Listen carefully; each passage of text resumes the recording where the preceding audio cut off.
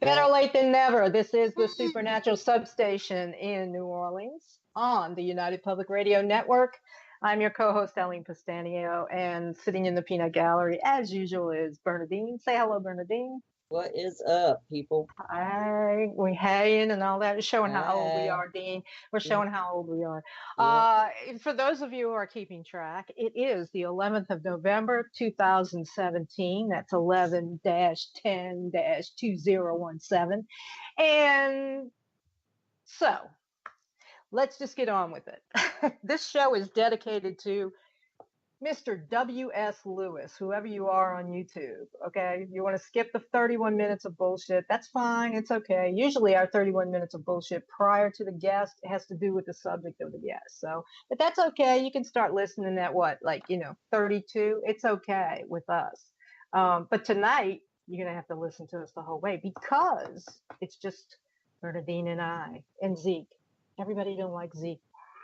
He doesn't care.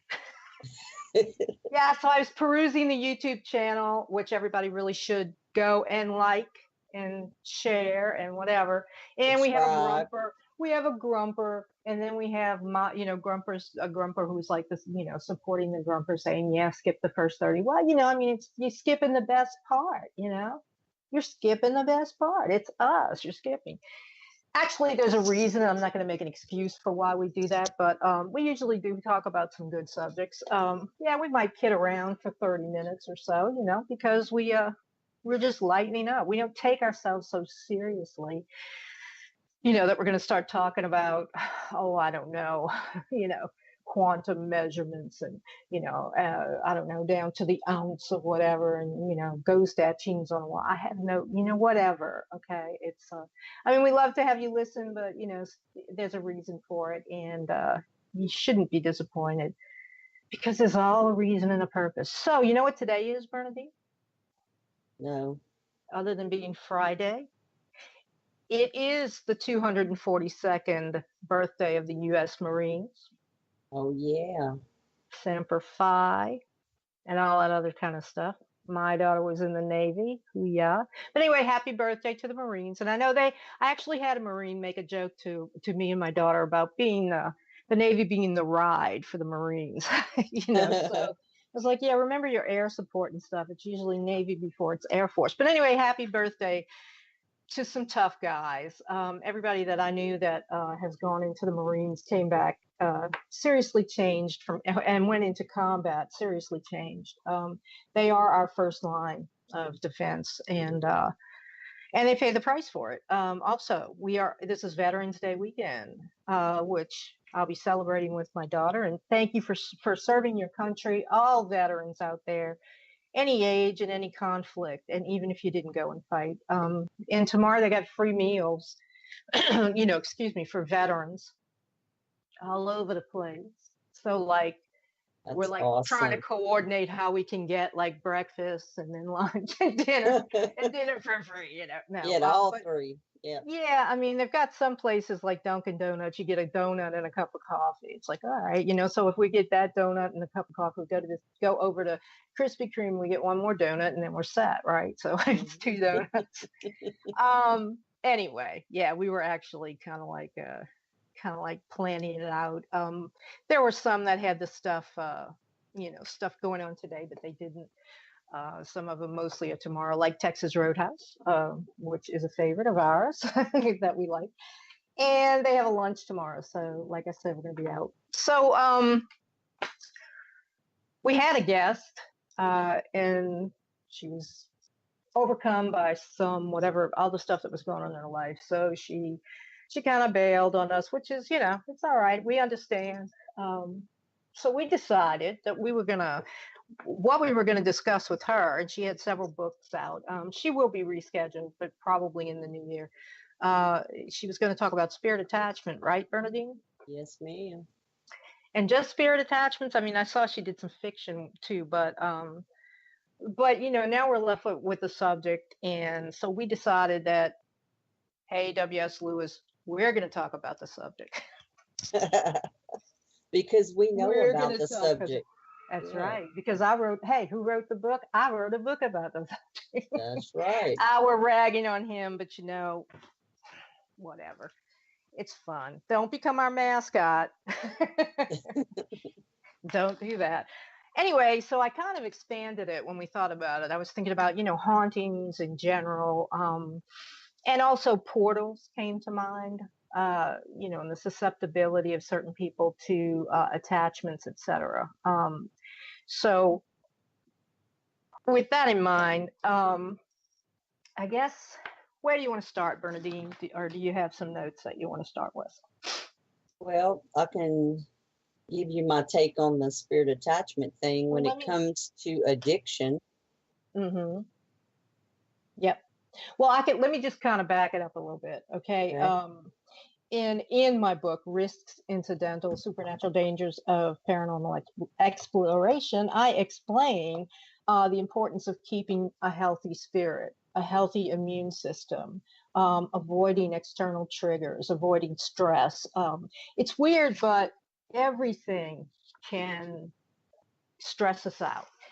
And anything could make us susceptible, from the death of a family member, as bad as that is, to, getting pissed off in traffic, and having one of your stops be, I don't know, the cemetery to go put flowers or something.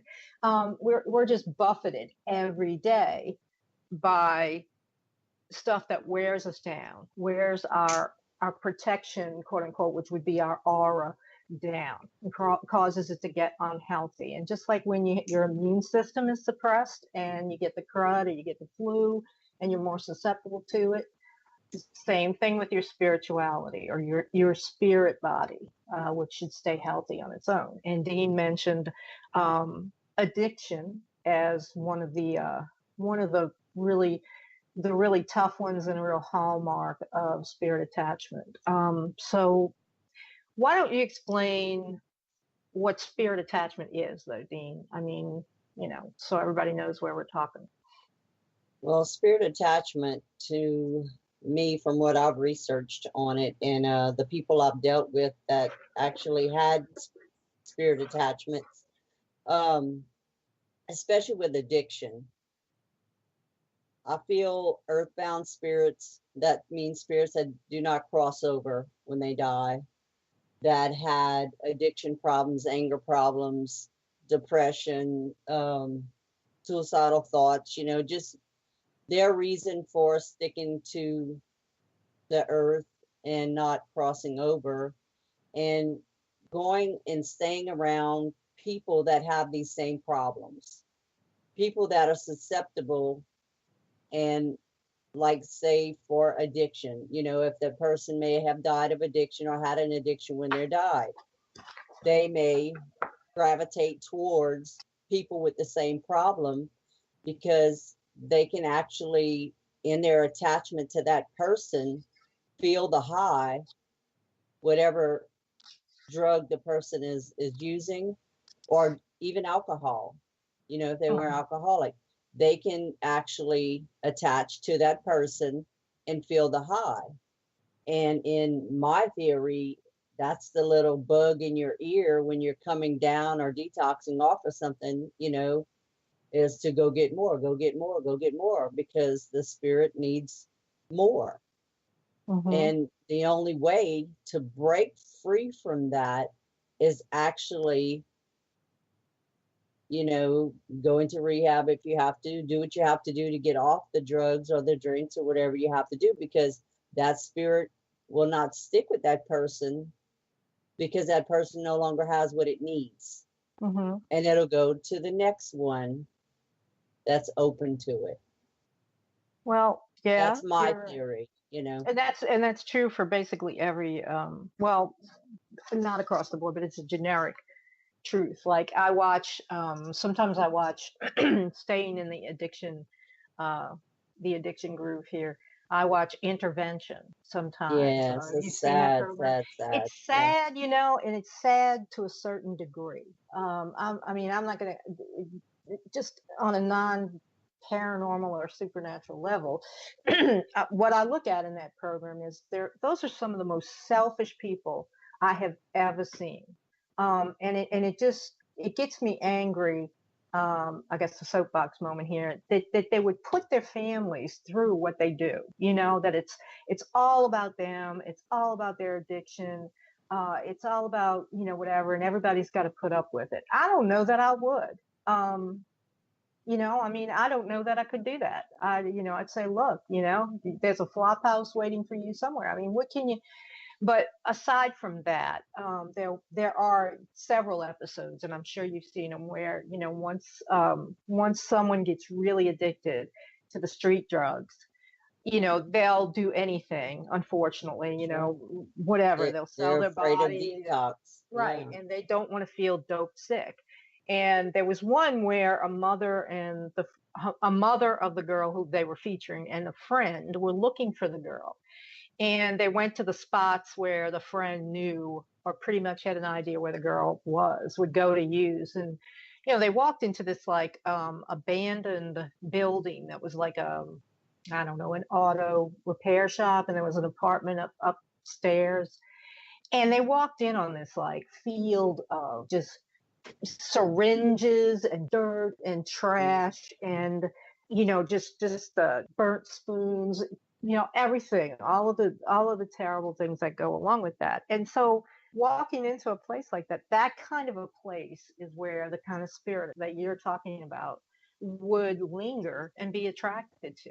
Yeah. Someone who died of an addiction, or even somebody who was addicted and got in a wreck, and then found themselves dead, they will gravitate to areas like that to get their Fix. vicarious fix off of the individuals. So walking into a place like that, it's full of spirit pollution, especially if it's being used regularly, by people who are just going to an out of the way place, using it as somewhere to just go, shoot up or whatever, and so you're walking, it's probably as dangerous as walking into, I don't know, maybe a shark, feeding frenzy, because really, Mhm. these are, and in the instances of this, a lot of times we talk about Dr. Wicklund, Carl August Wicklund, who wrote, 30 Years Among the Dead, but he wrote it in 1924. And prior to that, it was 30 years of research prior to that. But even as far back as the turn of the century and an actual serious investigation, there are stories about just what we're talking about. Let's just say a man gets involved, a man of good standing in, I think it was in Chicago, this particular story, got involved with a woman from the wrong side of the tracks. That's what they would call it then. And she developed an addiction to laudanum, and which is opium or an opiate, and, morphine, and she died. And he went back to his family, or actually, I think I may be skipping a step, that he was married, and I think he was fooling around with the woman, and she died. Then all of a sudden, within, I don't know, a year or so after that she died, he began to withdraw from his family. He actually left his family and went and got an apartment on the wrong side of town, in a trashy apartment, and lived there, and didn't know why, and had no explanation for just abandoning his life the way that he did. And it turned out that the girlfriend had been attached to him, was attaching to him, and not only, mostly what she was getting was a pleasure of ruining his life, but under hypnosis found out he developed an alcohol problem, and he was doing drugs on, where he had left. So I mean, it's old. It's as long as there have been spirits that have died from stuff like that, and there are people that are using stuff like that, anything, alcohol, sex, gambling, lust, whatever, there's going to be spirits that are going to prey on those people. And drug addicts have no way, no defense. They have no way to put up a defense between themselves and any kind of predatory spirit. So naturally, what would follow on the drugs is what? We'd have certain kind of, evil discarnates that never were, or whatever, never were human. And then you begin to get the spirit pollution that we talk about so often in our lectures, et cetera. You begin to get that, that sort of rubbernecking cluster, what. and you've got, a spirit nightmare going on. You've got a person stuck in, hell basically, and being preyed Yeah. on by things that he can't see. It's hard, and then people say, well, you need to separate the person from the addiction. Well, there comes a point where supernaturally you can't. There's no way to do it. And the only way for them to get out of it has been to commit to rehab, et cetera. But when I'm looking at intervention, I also think some of these people ought to be put under. They ought to be put under with a hypnotist, and they ought to draw the personalities forward that are stuck on them and help them to move on. If they could do that, that would be, I'm sure there's psychiatrists, et cetera, that are okay with doing that. I mean, you just don't hear it, but it would be a good way of treating, addiction. And not as good television, or maybe more, maybe Destination America, huh? Right. A new show on Destination America. Mhm. But average people, right? Average people can get attachments too. You can get them in the weirdest places. You can go to the grocery store and you walk over where somebody died at the grocery store. I mean, I don't mean to be laughing, but speaking of death and dying, cemeteries, and especially, the people who have just buried a loved one are, obviously beacons to what is living in the cemetery and what is preying on people there. So they're like, 24 hours. So I don't mean to laugh, but that's like just honey to them, especially if the grief is prolonged, and they go back to the cemetery a lot, and they sit by the grave and all that. I mean, mourning is mourning, but you have to see the end of it. When you can't, I mean, you do seriously need to get help, mental help, but spiritual help as well. Yeah, And even the psychic help. depression, even the Hmm. depression can cause an attachment because you're weak. Yeah, and then It makes you vulnerable. it that and I have a section on that called the role of grief, and when someone dies, a loved one or whatever, the relationship it puts you into these places, hospitals probably, maybe hospitals or hospice situation, and then passes away, whoever that might be, and suddenly you're dealing with funeral homes and coroner maybe, or depending on the manner of death, et cetera, and you got to go through the whole funeral, the burial, the cemetery, and it's a really kind of a long road just to get through.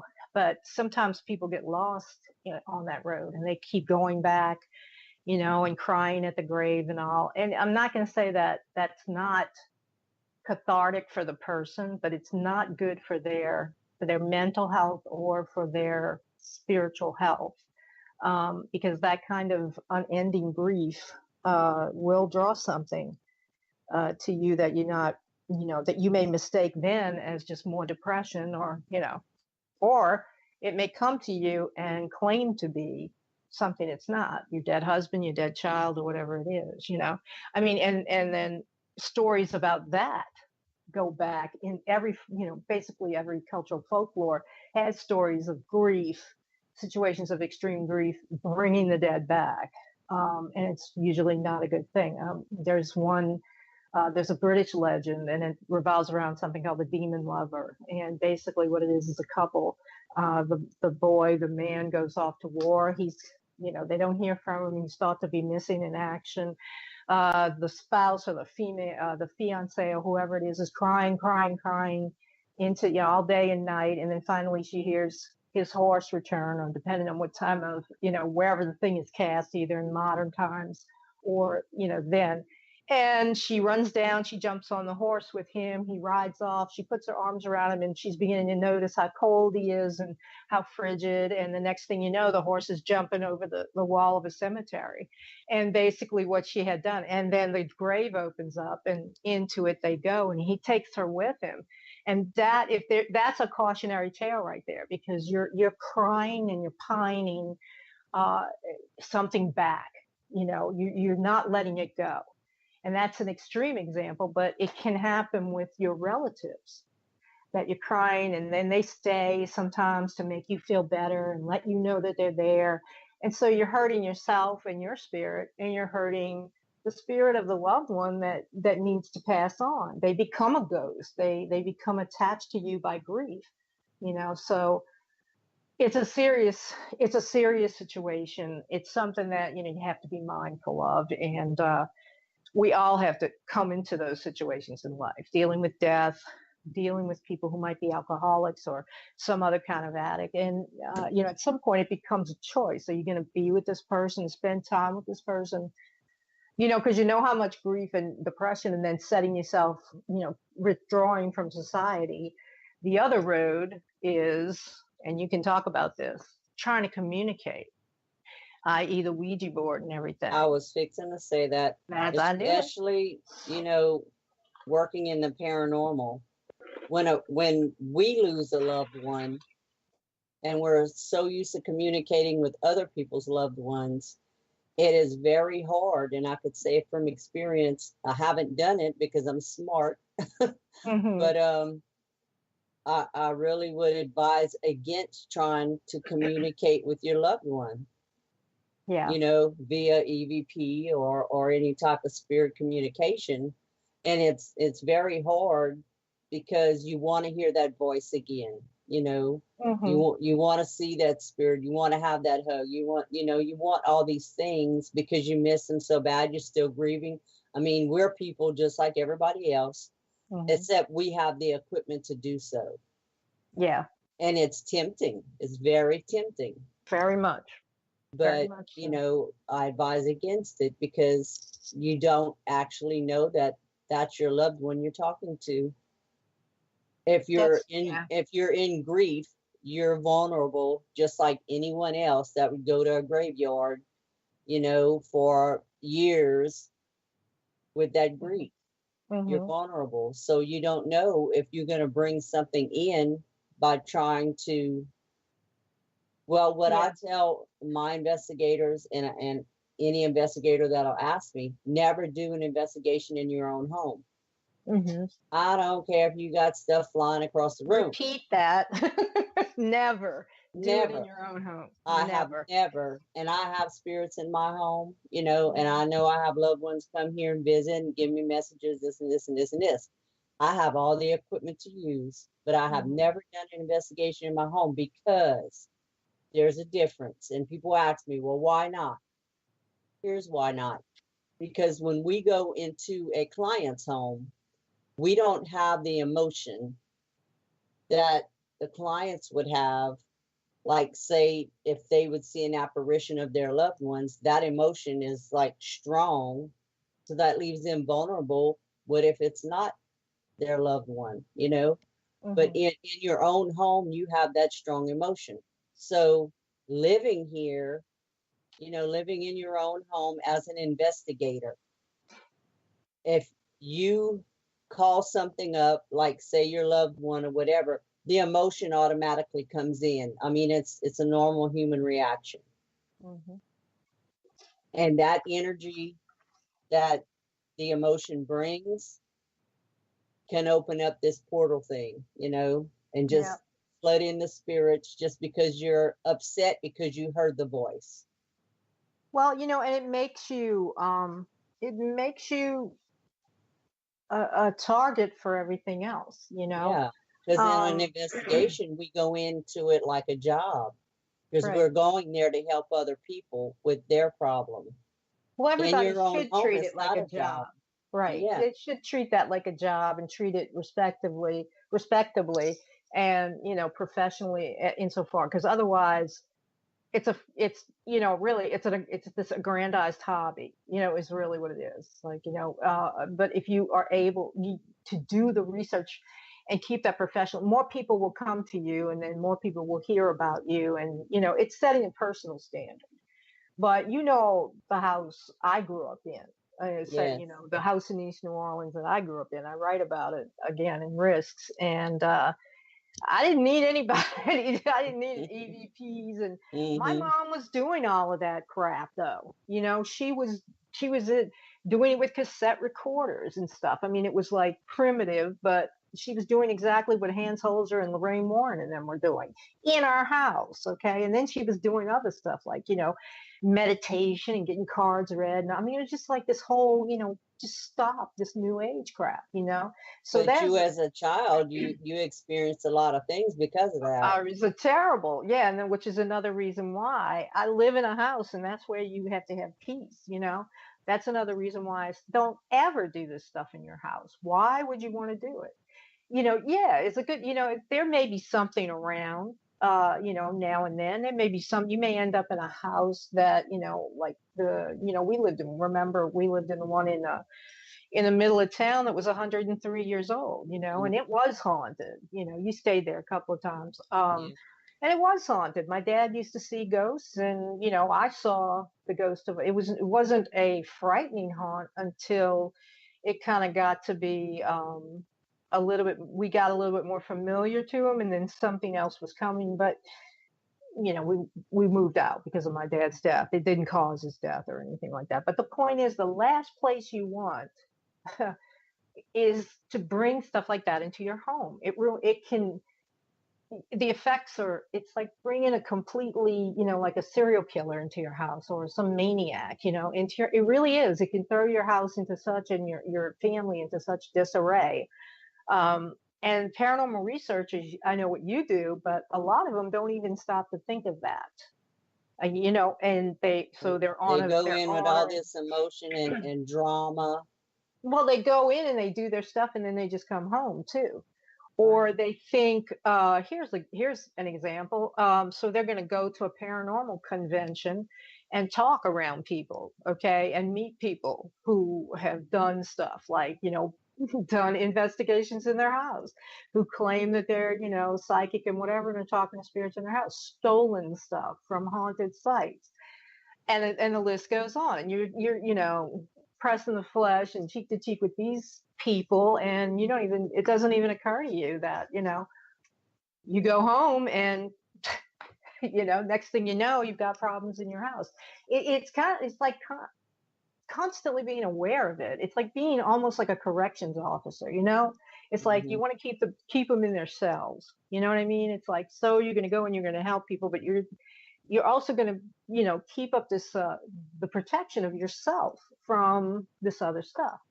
I mean, I don't need somebody to come in the house and do an investigation and tell me that where I lived was haunted. That I've had hauntings since then, and I've had fetches sent after me and all kind of other stuff. Nobody has to tell me that. I know it. But why would I don't know, just go on, let's say, the upstairs investigation or whatever, why go there and bring all of that home?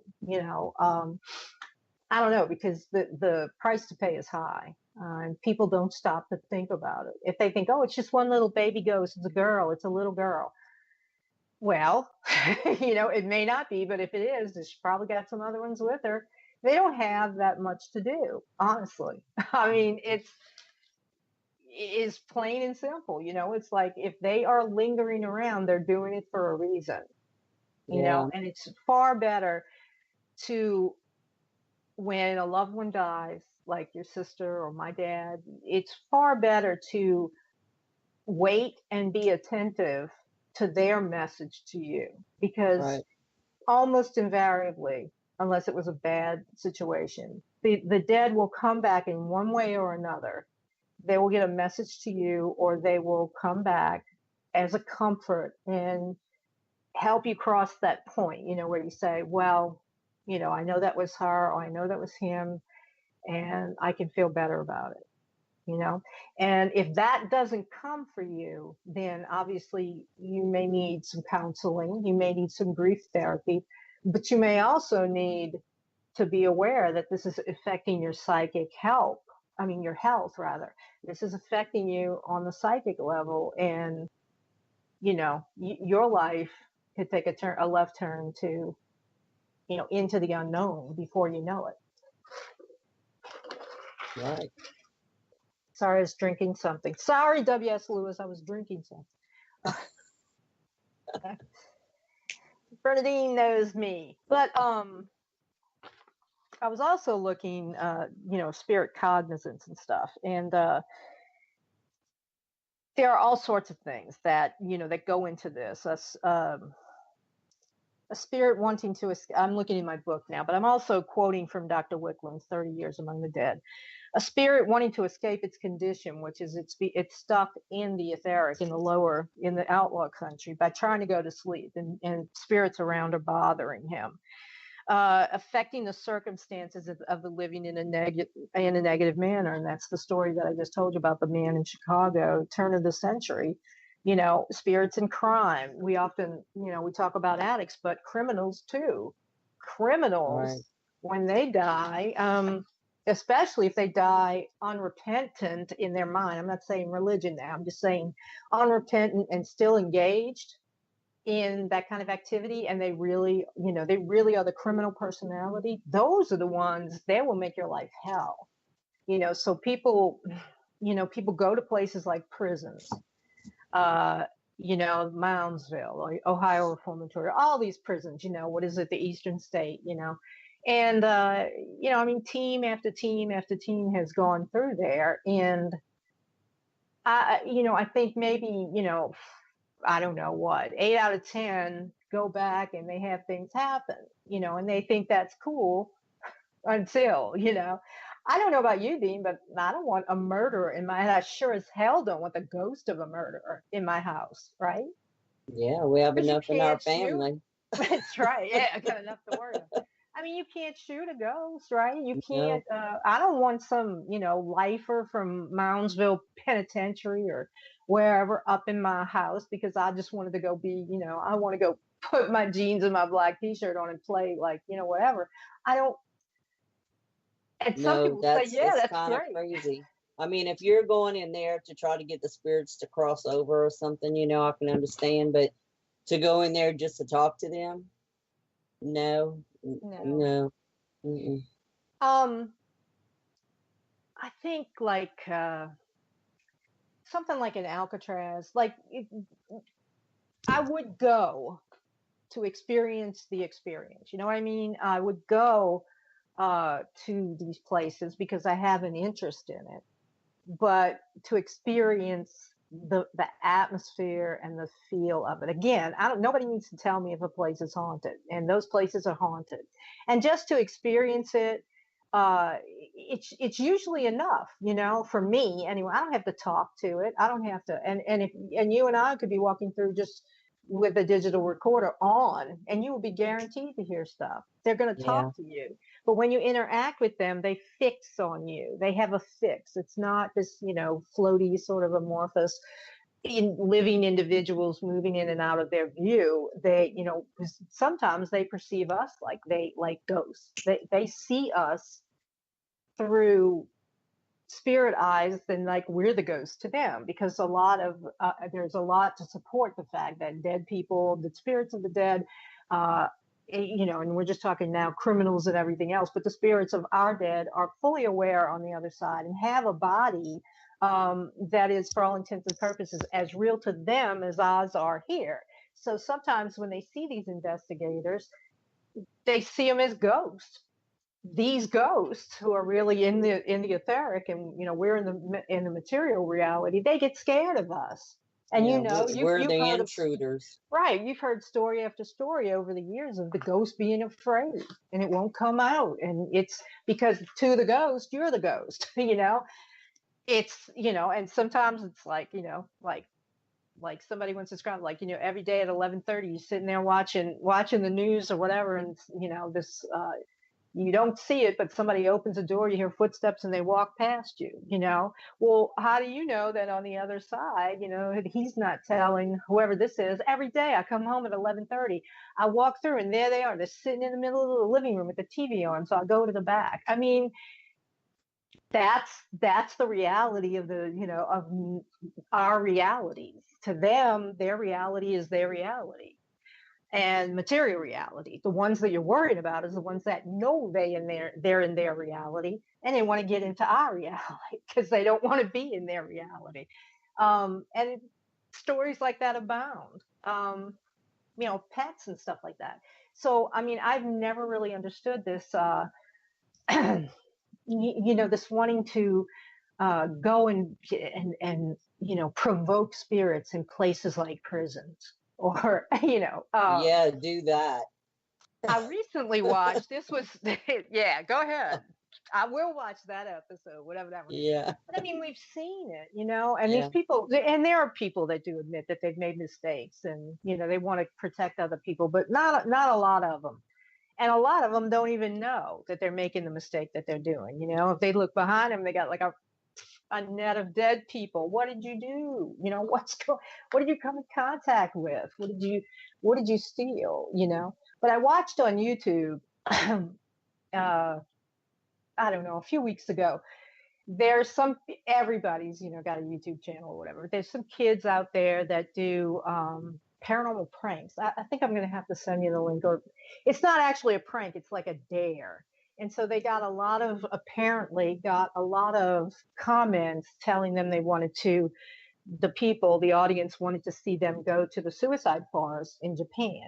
And I know you've heard about it, right? Yes. Yeah. So it's been known as a source, as a haunted place of death since I don't know, the 9th century. Okay. Where the Japanese used to put their old people out in the woods and let them die, So these morons, these kids, okay, they're kids. Literally, they're younger than my daughter. My daughter's 27. They are like right at like 20, 21 years old enough to travel on their own.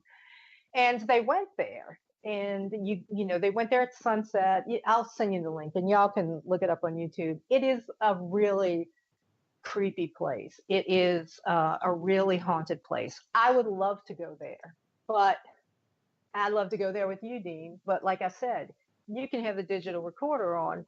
I'm just going to feel the atmosphere. So here are these 4 boys, right?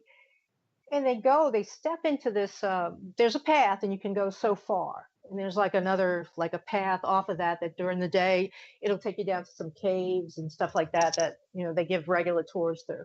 But there's a barrier. It's not a big barrier. It's like just a chain. And it says in Japanese, don't go any further, whatever. And so they do. They step over the chain and they go off into this thing.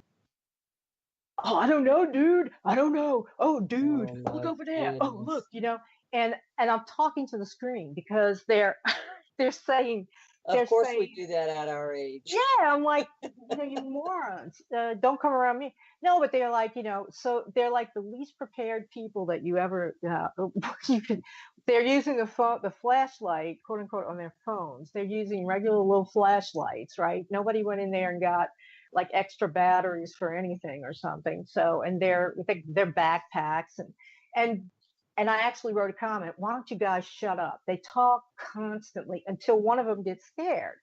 All right. And when they shut up and they're saying, dude, let's go over there. Dude, bro. I just want to smack them with a baseball hat. Like, shut up. Okay. Listen to where you are. When they shut up, nothing, no sound, nothing. And I've been, looking at this forest, reading about it and everything, even talking to my Japanese friends about it, or friend. And the thing is, it's alive and it's completely silent. And for the very first time, like you or I would be going down the path like this.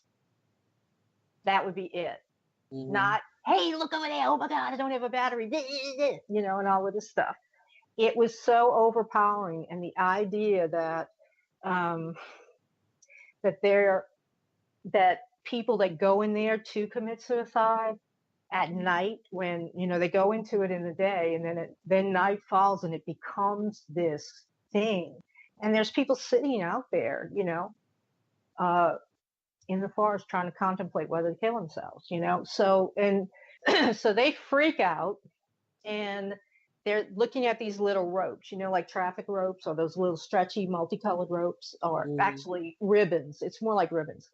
When they go in to get the bodies out, they use these ribbons to basically lead to the area they've covered, and if they've discovered some, right? So these idiots, look, follow the path, stay between the ribbons, you want to just go earth to whatever, dude, bro, you're going to find something. And they did. one of the ribbon strings led to a tent, and sitting next to the tent, it really was kind of hazy and blurry because they're stupid, but it was basically a skull. It was you could see the white already showing, sitting Hmm. propped up against a tree. So the Japanese in the 8th century, 8th and 9th century, said, "Don't go in there. They have the Yulin or the Ilun or something. I'm saying it wrong, sorry. But they're the spirits of the dead. They are the forest spirits on top of all of the other spirits. So these moronic kids, right, are running around here.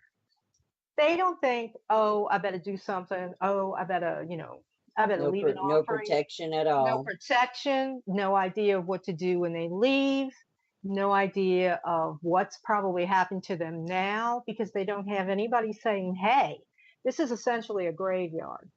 Yeah. Okay. And you need And to, oh my God is probably the only prayer they knew that day, huh? right. Probably that and dude and bro. Yeah. Dude, bro.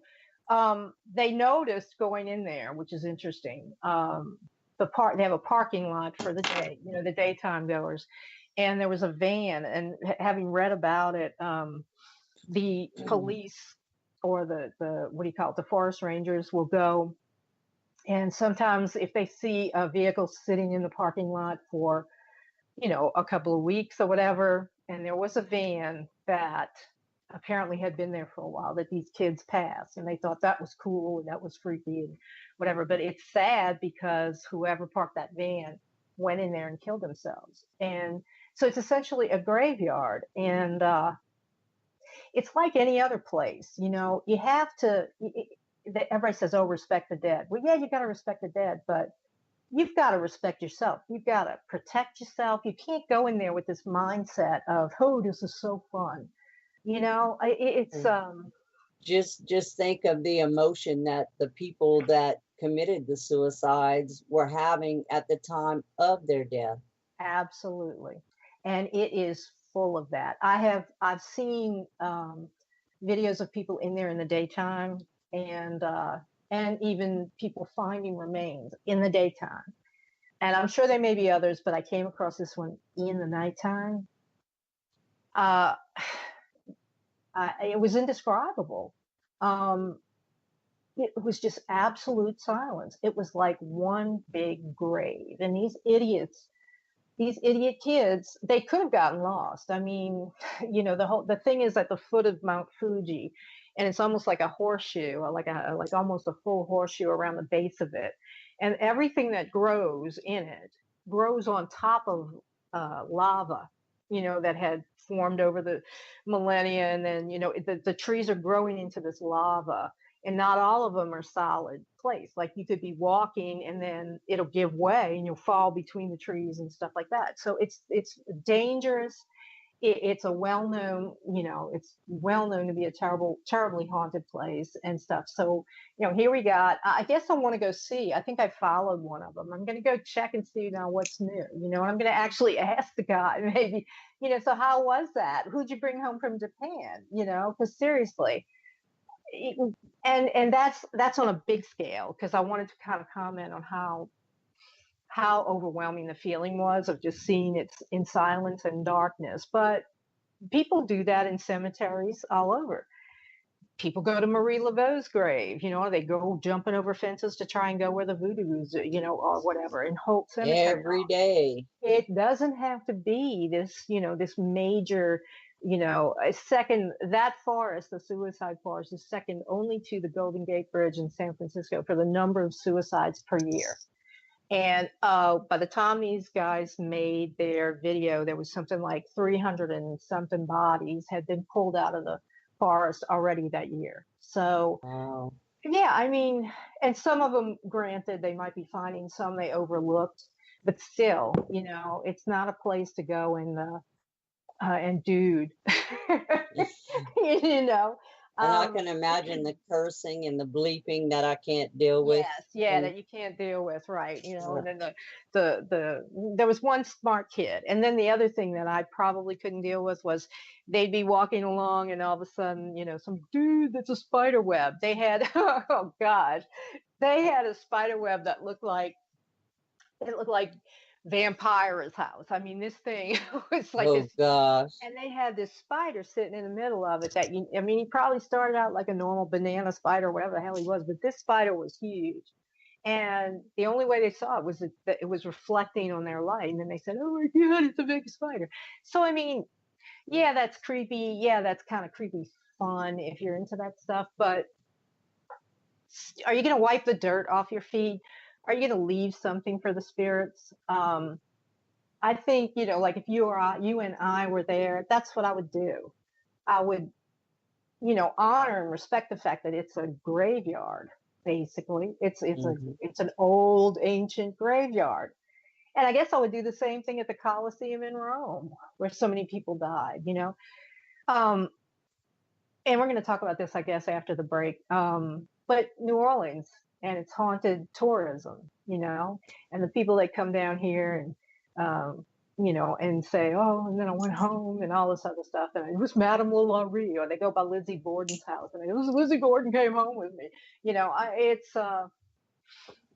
It's a whole thing of just trying to be aware of your surroundings and how easily uh, these spirits, whether you believe in them or not, they're out there looking for something, a meaning to what they're experiencing. And for many of them, the only way they can understand their situation is by staying attached to a human to try and understand it.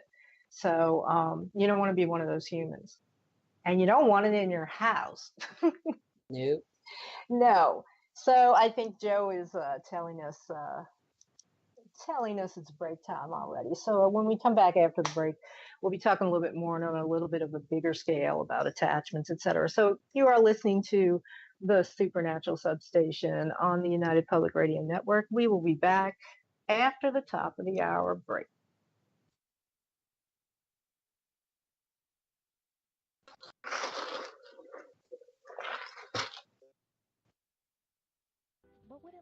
All right, we're clear, Dean.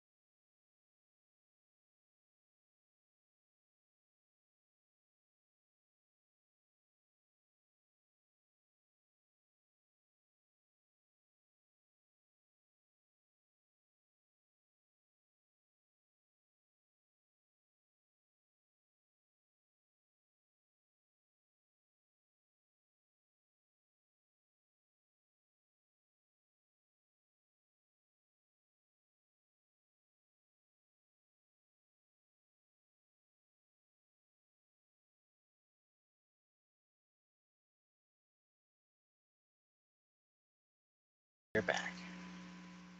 Welcome back, everybody. You're listening to the Supernatural Substation on the United Public Radio Network. I am Eileen Castanio and my co-host Bernadine LeBlanc.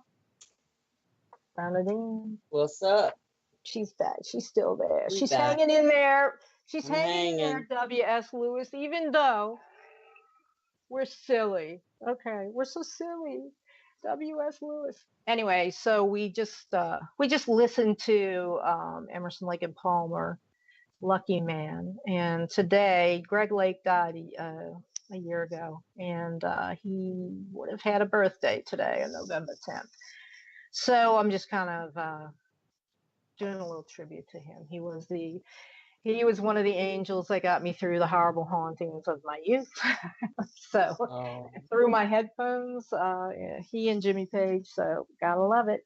Anyway, so we're back, and we've been talking about, we spent the first hour kind of talking about spirit attachments, how to get them, how you know, the easiest ways to get them. And we looked at the role of grief, the role of addictions and stuff like that. The role of not knowing what the hell you're doing and trying to paranormal investigate anyway. And so we were talking of, we're going to move into portals and time slips and stuff like that. Time slips, okay? W.S. Lewis. We don't have Basiago, but we're talking about time slips, okay? So, portals. I'm just going to lay it out here and see what you think, Dean. Okay. I'm so tired of these paranormal shows coming up with this. It's a portal. It's almost as much as they come up. It's a demon.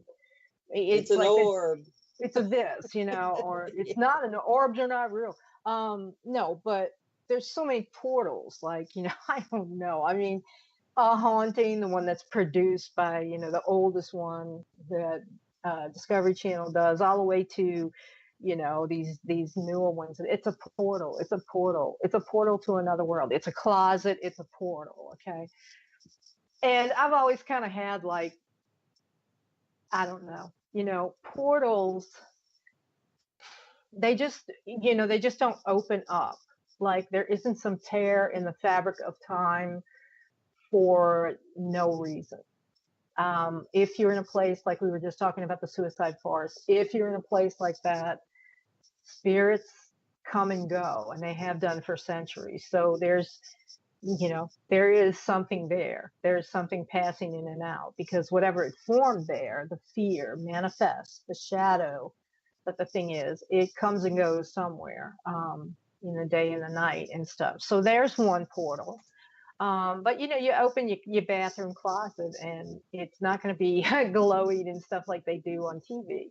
And I think portal, I'm not as uptight about, you know, when they say demons and they provoke, but just blowing something off as a portal is, it's another sort of, you know, it's cagey. I don't, they're not that easy to form, and long before, you know, you get settled in a house, or even during the buying process, if there is a portal, a psychic portal or a spiritual portal in your house, you'll feel it before you ever realize that it's there. So I just think they're popping up a little too frequently.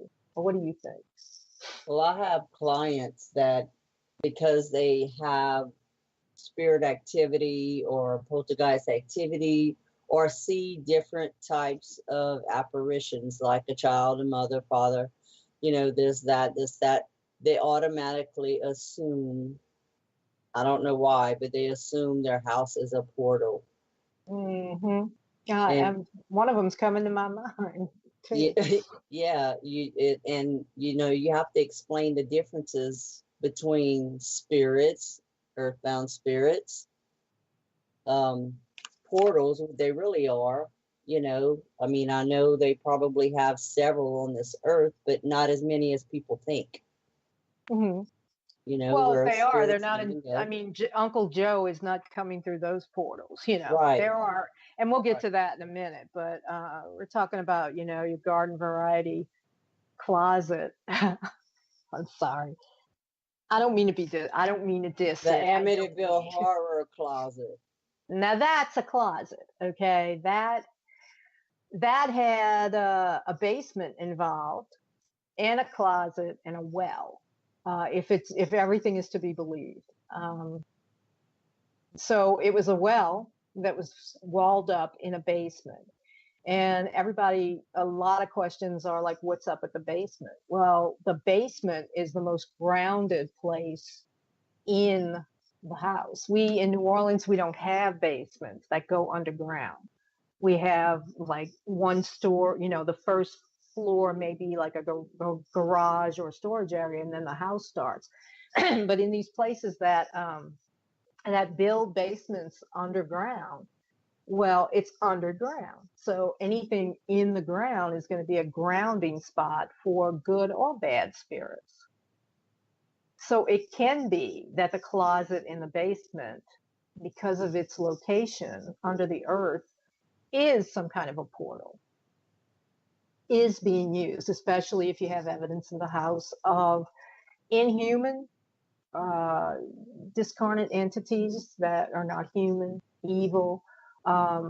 So that's a possibility with this under the ground. Same, people say, what's up with the attic? Well, the attic they go to because it's dark, and it's, basically the creep factor. Well, they go to the attic to get away. They go to the basement to get away. But when they go to the basement, they get stronger. So a lot of times spirits that are even demonic spirits, or let's say devils and evil spirits, they'll go there just to recharge. They'll go under the ground to recharge. So people, spirits have been going under the ground to do that. Vampires, for instance, Well, that's where their elements are. They have, the earth, right. water. Earth and water, but earth itself, if you extrapolate a little bit onto that about the significance of earth is significated in the north of the compass, and it is associated with death and the dead and the keepers of the dead.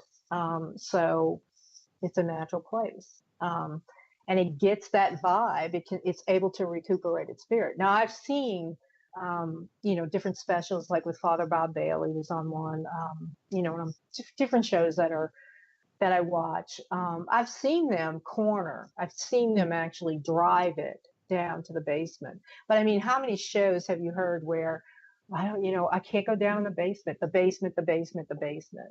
Right. And sometimes you'll hear the attic, but then it's the basement door or it's something like that. And that's why it's a safe place. It's like a safe zone for them. And so that's why when, people are trying to drive out the spirit, they usually do that. If they start at the top of the house, they drive it down into the earth, or they go in the opposite direction where it has nowhere to link. But if something's been down there long enough, in my personal experience, you can come along and build a house up from nothing and still be building it over some kind of portal, some kind of a gate, some place where spirit energy moves through. That was our house, our wonderful little nondescript suburban house, where you could go to the bathroom, and we're so close to the neighbor, you could reach out and shake hands in the bathroom window. I mean, on top of each other. That house was a house from hell, though. Who knew, right? I mean, you can go and build it, and things coming and going and coming and going. So when it's associated with something like that, when a basement comes into play, or some sort of, cut off area like that, or something that's in contact with some element other than the air, you can get portals. But I just think, it's kind of another word they're using too much. They're calling something that's really not a portal sometimes. But there are homes where it may be in the closet, right? Right.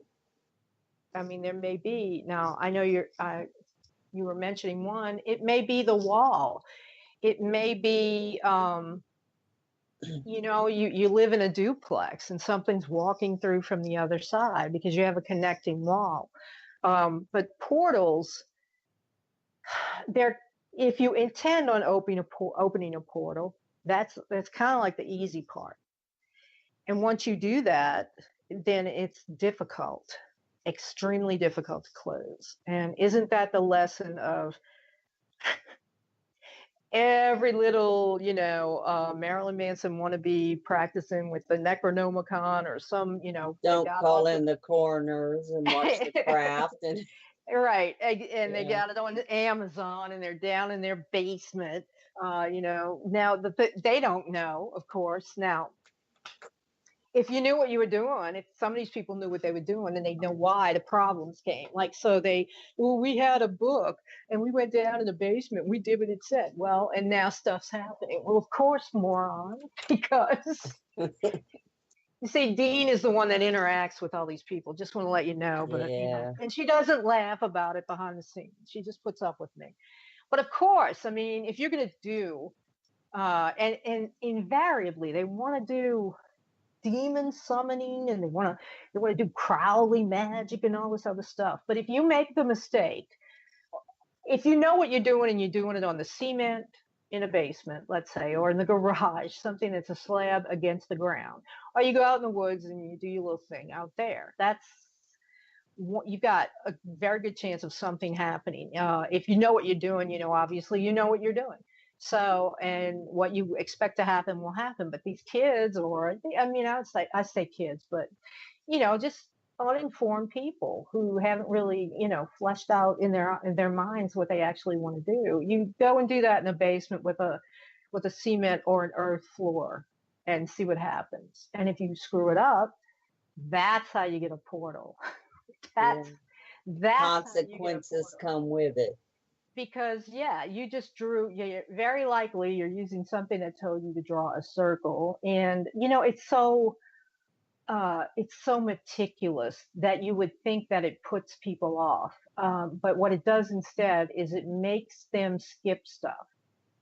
They will buy something, they will come across a really serious book of magic and then it'll look too hard, okay? So they'll read another couple of books and somebody will say, well, you don't really have to do that, you can do this instead, and they begin to like tweak it in the wrong direction, and the next thing you know, Ralph Sarchi's on the phone. Right? I mean, you're Yeah. Wrong calling recipe. the man, right, the demonologist, to come and help you because you did something really stupid.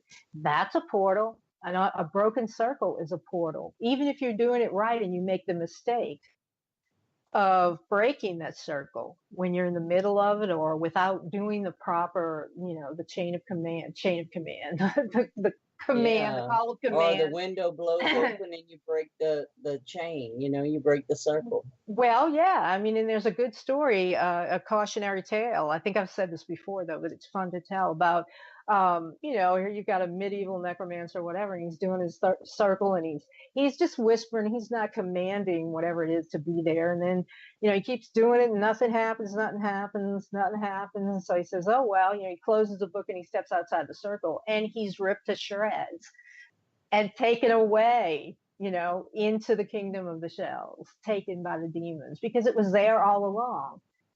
It was Sitting quietly sitting waiting. quiet came, you didn't do the right thing. Had he done everything, it doesn't matter if you have no reaction at all.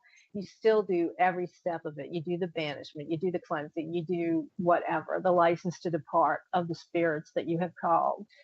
But a lot of people, and this is the modern age, they want shortcuts. They want You better shortcuts. close what you start. They want to do ghost radar instead of, investing in whatever. They want to get an app on their iPhone to find out if a ghost is nearby. So it's, always shortcut makes long delays, right? That's that's the old saying. Mm-hmm. Well, so there's a legitimate way of creating a problem and a portal in your house. Okay. And being pushy and provoking. Yeah. Then they really want to get to you at that point. Like, yeah, okay, that's fine. And they bring their friends because Yeah. remember, they are in a reality of their own. People don't stop to think about this. Whenever we talk about the paranormal and all, and I put it forth in the book, what they are looking for is not the paranormal. They are looking for proof. This is what researchers, and I know you know this, what researchers are really looking for, and this is how they should articulate it. They are searching for proof that a paranormal encounter with supernatural reality has occurred. Because in each of our reality, we're subject to the laws of our reality. We can't, will ourselves across the world. We're held down by our skin. We are simply in the lowest vibration reality, and we can't do special powers and stuff like that. But each reality is not only as real as ours, but it also has its laws. So anything that's supernatural is going to be functioning according to the laws of its reality.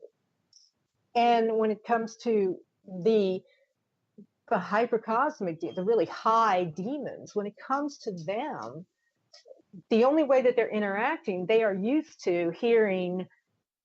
Let's bring it down a notch, okay? Because they're used to a basic format of how to contact them. Okay, so that's the best way to say it. Like if you work in an office and you want to route a memo and stuff, there are rules because there's a reason that there's rules. There are things that you can't do or things that you absolutely have to do because it's what makes them work in your reality. It's what brings them in. And you don't want a really pissed off demon coming here for no freaking reason at all. Yeah, it's not a genie in a bottle. I want the lottery ticket, and you've got Flower Rose standing there going, what the hell? What the hell? You brought me over from the 10th dimension or whatever, Yeah, it's not like you get 3 wishes, you can do this to that one that you don't like, and this, that one, and you have no consequences. Yeah, well, there's consequences to everything here in physical reality as well as in spiritual reality. And it always scares me because, like I've said, the ones they want to play with, the ones that the unschooled really want to go for are the really bad guys. They want that interaction. I'm opening the door, folks. It's to the basement. No. I have a dog that is as big as a pony and she must go outside. But they, for some reason, want it. It's like, well, why do magic if we can't do stuff like that? They're way not satisfied with the sticking pins in dolls and the Wiccan and it harm none. But and how do you like these teenagers that call themselves a witch? They haven't been on this freaking earth long enough to even study witchcraft. I was looking. I will tell you this. I was looking on Tumblr. And it'll make you so disheartened. I think it was some girl. Okay, I don't know. I'm on Tumblr because of images. I look for pictures for us to use and stuff, and recipe. I'm not a deep dark or whatever on Tumblr, but it's a dark place. I can tell you that. But it's also a stupid place too. You get a lot of. There was this girl who's like, she calls herself a witch or whatever, and she was trying to talk about, I don't know, the witch has been known across cultures or something like that, and she just wasn't putting it together. She was basically saying, like, I can call myself a witch, but these people, those are not witches. And I mean, she's talking about like like the voodoos in Africa. There are definitely witches. There are definitely witches there. She was basically saying it was like not a worldwide thing. And so I came back with one of my kind of pointing it out comments saying, well, and I mean, all of a sudden I couldn't post her on Tumblr. I'm like, she's probably 18, well, no, 15 maybe. And she's calling herself, a witch and doing whatever, and then I thought about it and I was like, multiply that by like thousands of basically kids who don't know what the hell they're doing. Right. Correct. They're getting spells off of Tumblr. Okay. I mean, that's like me taking a book on Enochian magic and just cutting out pieces and gluing it together and then saying, here, go do this. Because I hate you and I never want to see you again. And it's going to open up this hypercosmic portal and suck you into the abyss. That's That's what it could be. That's why the book that's called the Necronomicon, there's a little black paperback that floats around. It's called By Simon. It was written by several warlocks, or well, what are now called male witches. But in New York, a coven and some other people who said they were tired of people like we're talking about saying, no, this is this, and whatever. And I know when I'm 12 years old. So they did that. They put that book out there, and a lot of bad stuff did come from that book because that's the kind of things that they did. They took pieces and parts of really serious magic and they put it together and they said, here, you want to do magic? Go work this, and again, there'll be paranormal researchers forever investigating people who do that kind of stuff, And you know what's bad is when they do stuff like that where they're living and that's not their house forever because they're just teenagers. Their parents get to be elderly, they're moved out, went to college or whatever they did with their life, their parents are living there and all shit goes to hell, or they have to move out and then the next people move in, they buy the house. Yep. And then they have trouble. That's it. It's like open something you can't close and everybody suffers for it. Rental properties are the worst. And you've talked to people who rented and had problems, but I had a rental property I was in for several years, and it was a duplex. It was an Acadian style duplex, and it shared the wall with the other one. And the other side was not vacant when I moved in, but was shortly vacated after that. But the people that were in that side before the girl that was in there, she was a nurse and someone I knew, they had a coffin on the porch and they were Satanists. They called themselves Satanists. Oh, yeah. And they were doing all kind of stuff up in there. So what did I have to do? I was like, oh no, we got to protect this house, We protected that house basically. And, that stuff, because what's a wall? It's just going to walk into the other side of the house. Right. So, you got to think like that. We're talking small scale now. You're doing stuff in your backyard, but now we've got these big portal things. And my friend on Facebook, Gina, and I were kind of chatting about basically there is, I'm sure you know about the CERN, okay, the Large Hadron Collider. I know I've talked to you about that. And what they're doing, these idiots, is really opening like a Stargate.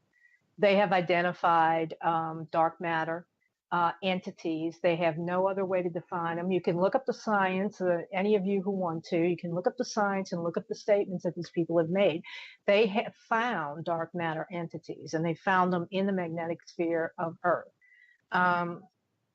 That's not a good thing. That's like a prison riot waiting to happen or something. But they found them, and now instead of just being satisfied with, identifying them and poking at them over, several decades to find out what it's going to do, they just want to use this collider and just open the freaking Stargate and let these things up in here, okay? And believe me, no, that is just, so we were talking about that. But Aleister Crowley also came up in it. And in his lifetime, a lot of people think he's a Satanist and they say he's a Satanist. He was not a Satanist, not in that regard. If he was anything like that, he was a Luciferian because he lived by his own will. Do what thou wilt is the whole of the law. And that was his adage. And he created his own church. But the magic that he practiced after he left the Golden Dawn and the OTO, after he moved on and began to form his own magic, the magic he practiced was Enochian magic. And of all of the, there's some dangerous Persian sorcery, and there's some dangerous Sumerian stuff, and some very dangerous dealings, that fall under sort of like the Luciferian and working with the Watchers and all that. But then that's where you cross the bridge into sort of like the edge of Enochian. Enochian magic, the Enochian system was given to John Dee through his scryer, Edward Kelly, who got in touch with these entities that said they were the angels. They said they were Enochian angels, that they were in contact and associated with Enoch, of the biblical Enoch. And they identified themselves with that. And Edward Kelly, the scryer, he didn't really believe that was the case. He wasn't 100% because of some of the things that they said, and he was right. John Dee was trusting that, you know, these were really angels and they were subject to the authority of Christ and all. It had nothing to do with that. Those guys, those angels, are bad. It's you know, it sounds like just they're bad. They're bad for us because they're in the chain, or they're connected with our primal reality. They're connected with everything. They're primordial. They were part of something else. They are from, you know, the biblical stories of the fall, etc. There's truth in that. Maybe not the stories that they tell in the Bible. There's truth in that. That there was a rebellion. There was disagreement among God, the God of this universe, and the spirits, etc., the angelic spirits. So they went to work for, let's just say, another guy. Okay. And everybody says, oh, Satan, you know, oh, Lucifer, let's call him that. Oh, you know, what's his name in hell? Well, he has an entirely different name in hell. He's at the bottom of a pit in the abyss, the real thing, the thing we need to worry about that everybody thinks is Satan and all these other names. This thing is named Charmzon. Okay. That's the name that they call it by in hell. And it isn't Lucifer. It's something else entirely. And those angels are looking to get that thing out of prison in the abyss and bring him into our reality.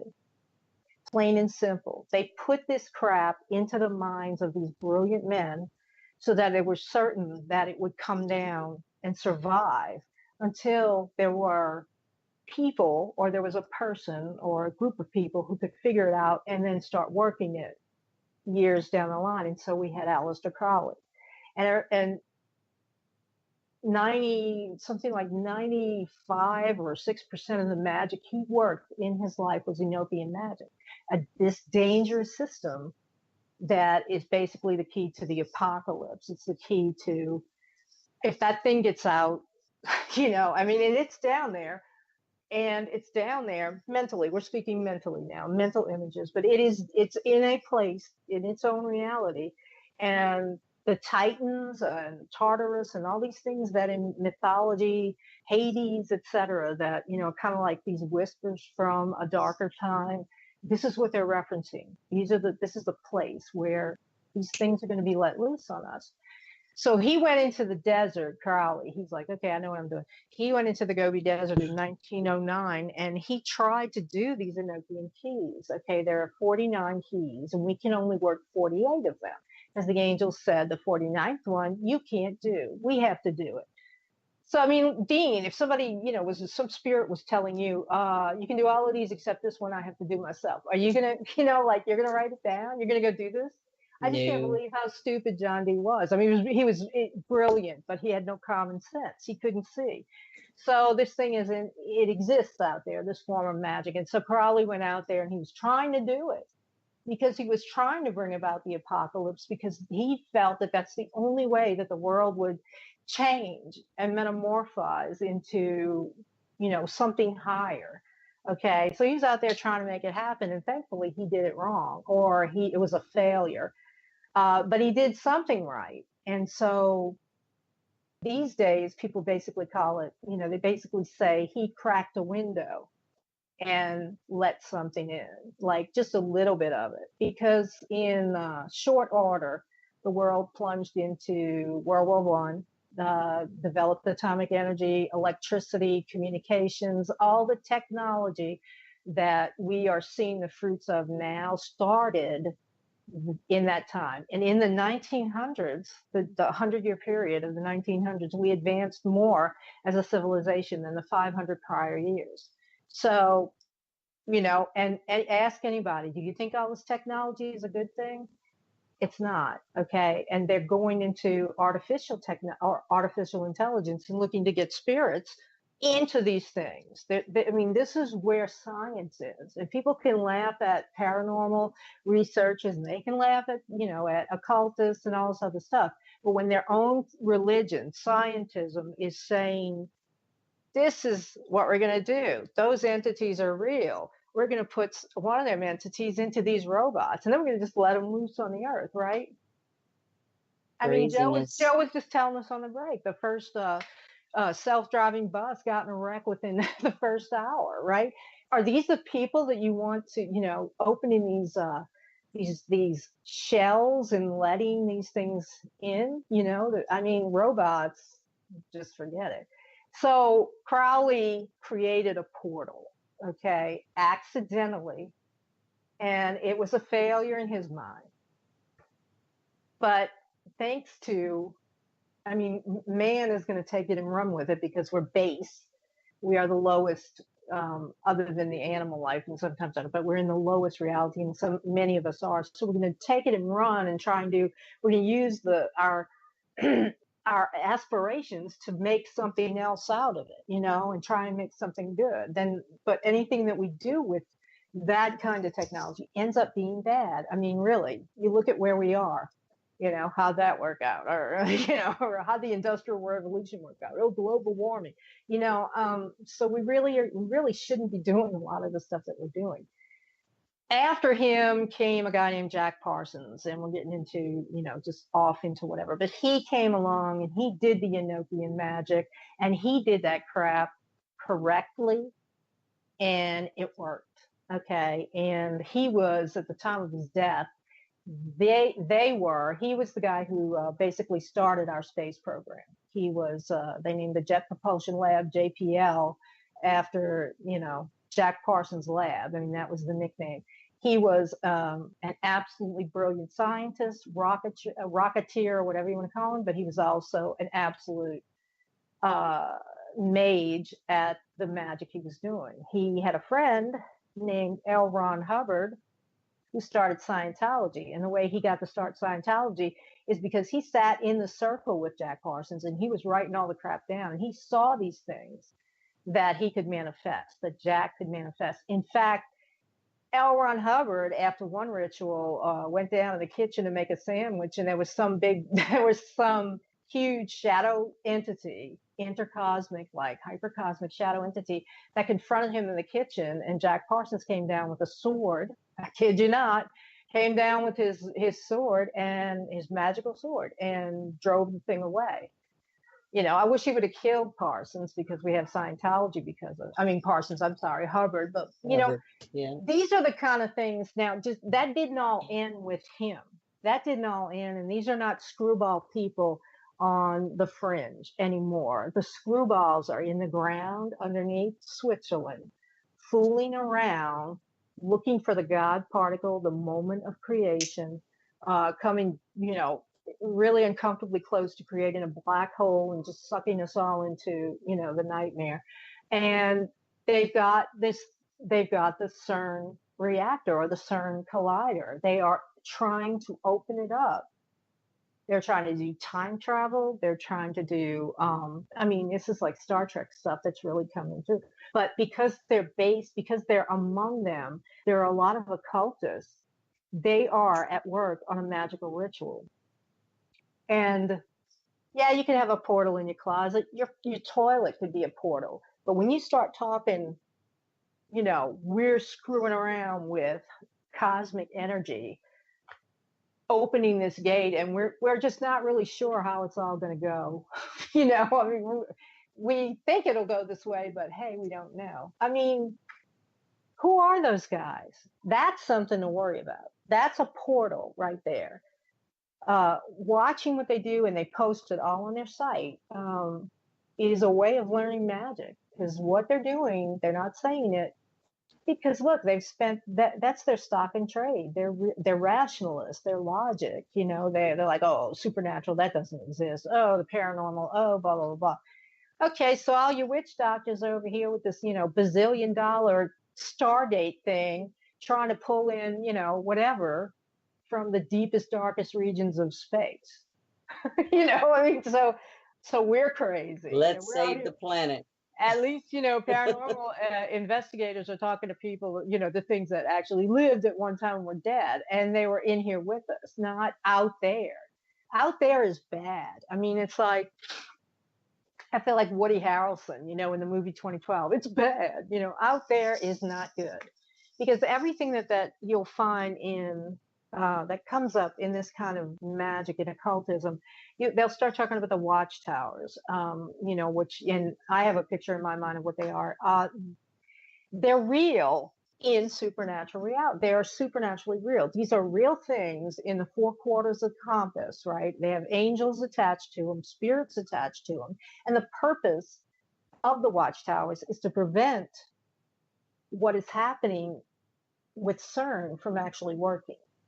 But beyond that, and this is as base as it comes, there's an army of angels, of other angels, who are ready to pull those watchtowers down and let the thing out, that God, I guess, imprisoned at the bottom of the universe, that's been down there for a gazillion and, since primeval, whatever, we can't even think time. Okay. So as long as God or the creator spirit or the supernal has existed, it's been locked up too. So, I mean, that's where, and I think of all of the people who make fun of us, I'm thinking particularly of a guy that used to run a sci-fi convention. Remember him? Yep. Yeah. And, now scientists are saying, well, yeah, these things are real. They're clustered around all of our major cities, and they're clustered around our military bases, and we're interacting with them. And, but we're still scientists. So now all of years of eons of occultists are going, and astrologists and paranormal researchers are going, who know their stuff, are going, we told you, So we have no control over that particular portal, right? I mean, unless we go in there, we don't. That's right, we don't. And last year, or maybe a year and a half ago, when they opened, it was before you joined me, and I was so glad you joined me, because I was trying to explain, at the time, I was trying to explain the ritual that they were actually doing when they opened something else in Switzerland, which was a tunnel of all things. But the tunnel was going through like the same mountain underneath, under which CERN is. And it's all centered around the old temple of Apollo, an ancient temple of Apollo in the middle of Europe, right? But they had this goofy, this freaking ritual of, all these naked people and this big head with wings, and and the conspiracy theorists, or the ones that are talking about the Illuminati, which we should do a show on them. They could pick it all out. They were saying this symbol is that symbol. It was ritual, is what it was. It was a ritual, and it didn't have everything to do with just the tunnel. It has to do with the thing that mankind is building, that is going to put us in touch with other worlds, that is going to put us in touch. They think it's a good thing, right? Mars is coming, the Martians. I mean, has it ever been? Did they ever look at science fiction movies of the 50s? I mean, this stuff just does not turn out well. But we're stuck on this ball. We're stuck on this globe with these people. And, it's equally as bad. If it's a personal level, if there's somebody doing stupid magic and opens a portal in their house, you've got serious problems. But amplify that to a universe-wide catastrophe. What do we do? There's only one way out of here. We have to die to get out of this game. And so there's portals, and then there's portals. And nobody's been able to close the portals that Crowley and Parsons opened, because we have just grown leaps and bounds. And what they're telling us has come through. What they're telling us that they're going to do with these portals, they've already tried. They're not going to say, that we're going to do this if it didn't work. So they're ahead of us. And I don't know about you, but I'm not comfortable with scientists doing occult rituals. Just call me crazy. I'm just not happy with that. Space. Right? Yeah, people just can't leave well enough alone. They have to just dabble until the end. And that's why. I guess we are monkeys, huh? No. Who was the guy in prophecy that said we were monkeys? Not us. I don't know. You want to go into that? Somebody, it'll be more than just comments about the first 30 minutes. No, what I'm saying,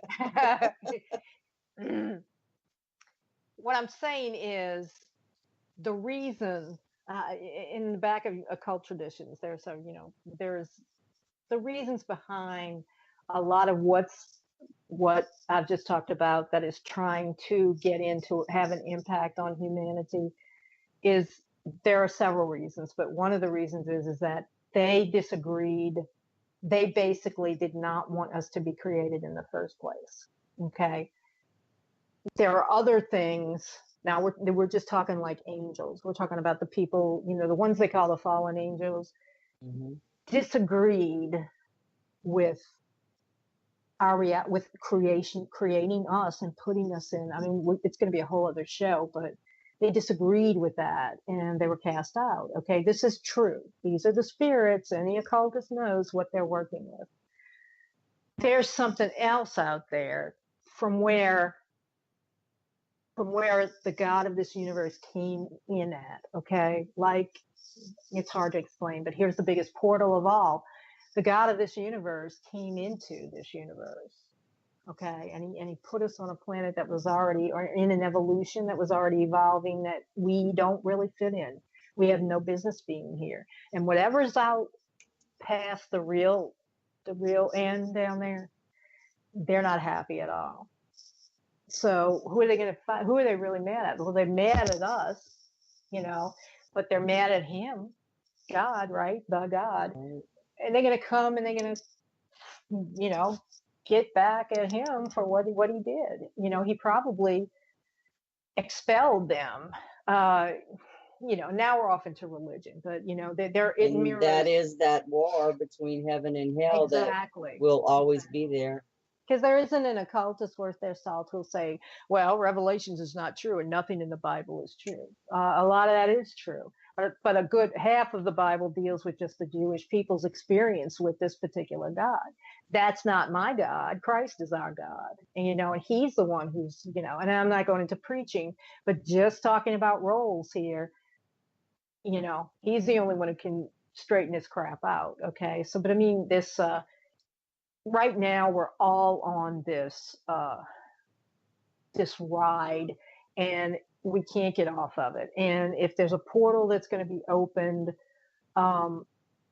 through this, this machine, and they're going to do it more than once, and stuff gets in here, we're going to have to deal with this.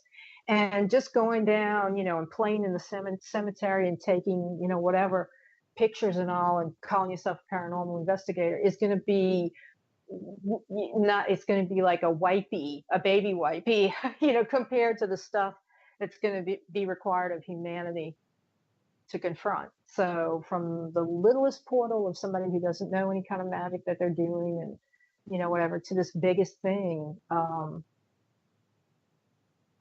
it's out there, and we should have none of this. none of it. I'm going to put on my nun outfit and say, don't do that. So anyway, we're off into somebody's, like I said, that was for Gina. She asked us to talk about it, but there's more. I mean, we could go on and on and on, and we're not, because we only have a couple of minutes up. So, Bernadine, who we got next week? Our old friend Pete Haviland, and we're going to have a call-in show. So for those out there that have questions, Call in. That's right. We're going to put it all over Pete's page so all of them can call in. Yeah. All right. So we're at the end. Bernadine, as usual, they will find you at LSPR. Go ahead. Yep. LSPR-society.com and on Facebook. And on Facebook and on YouTube, where W.S. Lewis found us. Please go follow us on Spreaker, SoundCloud, YouTube, everywhere. iTunes. Also found out my books are available on iTunes. Nudge, nudge, nudge, nudge. Yeah, I was like, well, let me try to do this and find them. Anyway, what was I going to say? Oh, you can find me on Facebook with Bernadine. You can find me all over. Also on the mothership, as Joe says. Yeah, they're reading it up there. They're reading it on a tablet up there. Anywhere, I'm www.eileenpistania.net for now. And then all of my Facebook Facebook, Tumblr, whatever. I'm out there. And I don't only comment on the supernatural, unfortunately, but I would prefer to stick to this. Anyway, thank you for listening. Stay tuned for Miss Kathy Bilski and Quantum Leap. She's going to be getting high like she does every Friday night. And stay up and be spooked out for later. For Terminus, Dark Ambient Radio, tonight is a tribute to Maya Deren, The Meshes of the Afternoon. If you're a film student, you know what I'm talking about. But this is a fantastic movie. It's on YouTube, Meshes of the Afternoon. This is a soundtrack tribute to that particular film. Look for us on iHeartRadio. iTunes said that. We are an iHeartRadio network partner. And I think I've covered everything, Joe. I'm not sure. We are out of here. We'll be back next Friday. And don't leave some good comments, huh, W.S. Lewis? I mean, my goodness. So see you later, Dean. Night, night.